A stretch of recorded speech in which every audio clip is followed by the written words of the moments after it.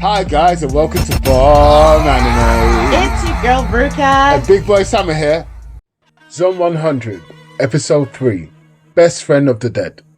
So the episode starts at some kind of club. I'm not sure if it's an idol club or whatever. I'm not sure. They're ranked. Sho being at the top and everybody else being underneath. Their club is now being used as a makeshift shelter for survivors of zombies.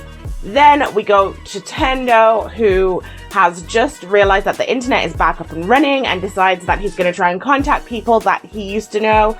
It's part of his bucket list. He decides to contact one of his friends and go get him. So let's start with the club. There are survivors there who are relying on these ranked guys to protect them.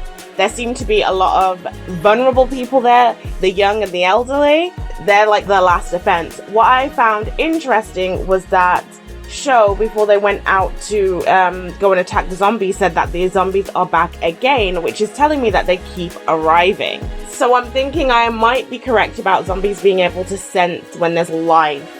I mean, to further your hypothesis, we saw how that bird got squished as soon as that person became a zombie instantly, and it was unfathomable speeds in order to catch a bird in the first place, and he caught it dead ass. Also, another thing in the last episode that kind of, I guess, makes your hypothesis slightly general and maybe brings it narrower is the fact that they noticed the couple that we met in the last episode from the height of their small building. However, the girl that we met, the nameless girl that we met, they couldn't notice her in her high rise. So they might sense life, but it might have a proximity limit. Yeah. So I think that your theory is actually taking shape, and that might be the case, that zombies actually do sense life and they flock towards it, but they don't sense it in a supernatural way. The reason why I say that they don't sense it in a supernatural way is the fact that when Tendo put the rugby ball on the horn, they all flocked to it, which is again, indication of life, but they took it on a normal basis, not some sort of, I can automatically sense life. Their senses are sharper, but not necessarily supernatural, I think, so far, based on what we've seen. In saying that as well, I thought it was very interesting that the zombies decided to follow the sound, even though they were very, very close to food, which was Sho, who was standing outside. It was a hair's breadth that they were away from the guy, and they still went to the sound. So I'm not sure if sound can affect them in strange ways. Maybe they need to work that out. I also liked that Sho and his team had managed to create some kind of an effort to fight against these zombies. They had their Molotov cocktails, they had makeshift weapons, bats, and that kind of thing. And it seems like they had been doing this for some time, because when the little girl heard that they were going to be going out, she was really, really worried about it. And he was like, "Don't worry, I'll be right back." And as we saw, his entire team got turned into zombies. He was the only one that didn't. Yeah, the wholesomeness of this zombie apocalypse, I really do like. And I like the fact that, Sho is a man of integrity. But did you not get Yakuza vibes from the whole group? Yeah. I really got these are the guys that are threatening people on a normal basis in the normal world. These are the guys that are actually hurting people. And these are the guys yet protecting the elderly and the young. I thought that the world has been flipped upside down, and there's no better way to show it than a situation like this. And it wasn't a big significant part, but it was great to see. And Shinjuku is quite populated as a whole, so it's nice to see that there's efforts going into trying to protect those who are vulnerable and not infected, which actually begs the question, how do you get infected? And is eating other human beings actually a source of food? Because I'm sure if a whole area has been infected, there's nothing for the zombies to eat. So is it food, or is it fun, or is it for some other reason? I can't wait to find out. I was actually wondering that same question as well. We already know that these zombies are a little bit different to zombies we might be used to watching in other media forms. And I did notice that these zombies tend to eat body parts. They don't finish you off, but they eat chunks of your leg, of your arm, whereas we know zombies go for the brain. Yeah. The brains are actually their sustenance, but I haven't even seen any of them doing anything like that. All they do is eat the tummy, like literally. That's all I've seen as well. So it's quite interesting. When they eventually show you the reasons behind it or whatever, I'm hoping we get to find out what's going on there. Also, the implications for Show and the other people that he is housing is massive. They are really not going to be able to survive. I can not see them surviving without some kind of intervention, some kind of outward intervention, or them leaving and going to find somewhere else. Because as it stands, the zombies are continuously coming back to this place. All of his team is gone. He's the only one that's left, and he didn't seem like he was in great shape when they left him. He was ready to give up. He had no more weapons left. And it's just him and these people who can't really fight back.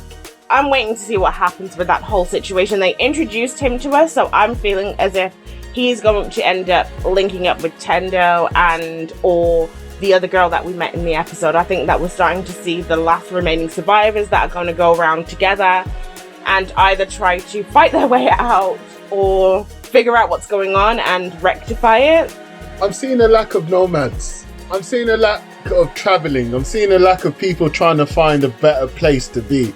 Most people are staying in the areas that they have or they last were. And I get why, because it's just started. But it only seems like Tendo's the only one willing to travel in this horrible situation. But again, Tendo's an oddball. He's living his life in the present in this situation. And I guess that is very true, how man can just jump from building to building and just say, yo, that's the solution, mate. I'm just going to do it.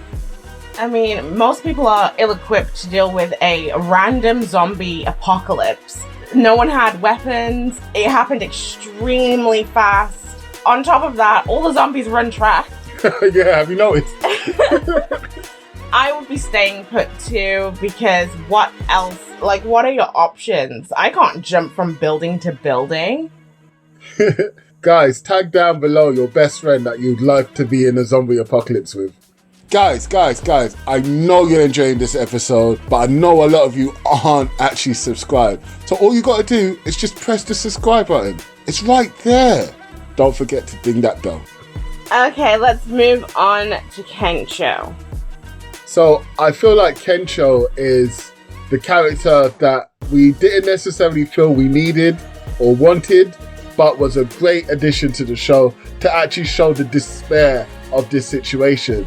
My guy seemed to have a perfect life before the zombie apocalypse, but really and truly, he was living a lie. He hated his life really, and he could only brag and show off to his best friend, showing how well he's done. And now that he's been faced with this awful situation, he seems to be happy when he's just chilling with his buddy.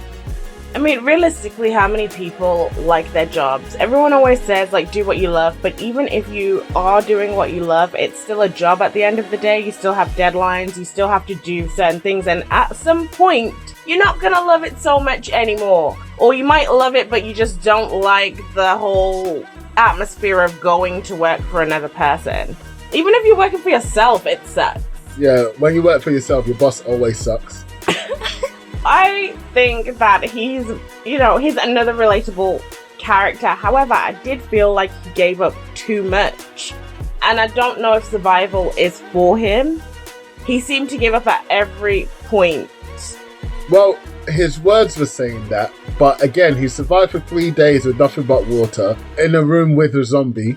He still did jump off the building, even though he had a lot of complaints to it, and he was still doing his best not to die. Yeah, I get it. His mentality might not be out for the long game, but in the short term, he's good enough.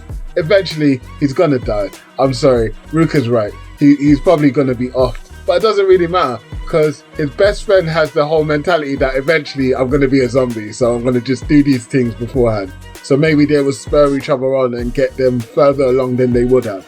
Perhaps, but he's giving me more Burden vibes because he needs a hype man to get behind him and tell him to get up and go. He only survived for 3 days because he was staying put. That's actually inaction. Probably what I would do. I'd stay put because what the hell? Especially where he was. he was in a particular type of entertainment district, you might say. And there was a lot of people milling around in said district. So if I was caught in that kind of place, Go on, Luca. No, not like... Speak your truth, Luca. No! Wait. I mean, an area built up as much as that. I would have no choice but to stay put. The place didn't even have windows for obvious reasons. So there was no way to look out or see out. There was no peepholes or anything where I'm sure there were. Well... Oh, they might not be peepholes, but they're peep shows. I'm gonna leave that alone. There was no way for him to see his surroundings, so I can understand him staying put, but I don't know, we'll see. It remains to be seen whether he will pick it up and get a new lease of life, almost the way Tendo did, because I feel like they did the jump as a rite of passage. Yes, of course it was, yeah. And we also saw the colours dulling out when he was thinking about giving up, and then when he decided to jump, it became vibrant again, and we also saw through his eyes. So I think that maybe they showed us him acting that way so that they could give him his rite of passage and that he could become reborn. So basically it was a redemption arc from the seedy underworld into a new birth with no clothes, and there was a lot of symbology there, I'm just saying. And because Ruka likes to frequent them places. Hey! That is not... No? Because Ruka will get caught in those places in the zombie apocalypse, clearly. No way. Yeah, hopefully, Tencho can have his redemption arc and his redemption story. I want to talk about the fact that Tendo's name is Akira, and we all know what an Akira is because we've watched enough anime or Japanese folklore or whatnot. And he is a bit of a beast. He ran up into Shinjuku like it was nothing, created a distraction, went to his friend just to tell him he's sorry, shouted in a room full of in a building full of zombies, and got his friend to jump off a roof. This guy is a monster, but I like him. So for me, this episode was actually an 8 out of 10. I love the story, and I even like the wholesomeness of people having their last stand against the zombies and the friendship between Tencho and Tendo. I also give this one an 8, even though it was another episode where they were introducing us to characters that we're going to see again. I thought that this episode had a little bit more depth than last one. Tendo actually had a real relationship with the person that he was meeting, and that gave it an extra layer because we learned more about him, and we also got to learn about his friend too and their dynamic. They're real friends. First of all, thank you so much for watching our episode. Don't forget to like, subscribe, and share. And if you want to follow us on Instagram, it's Bob Anime Insta. Peace.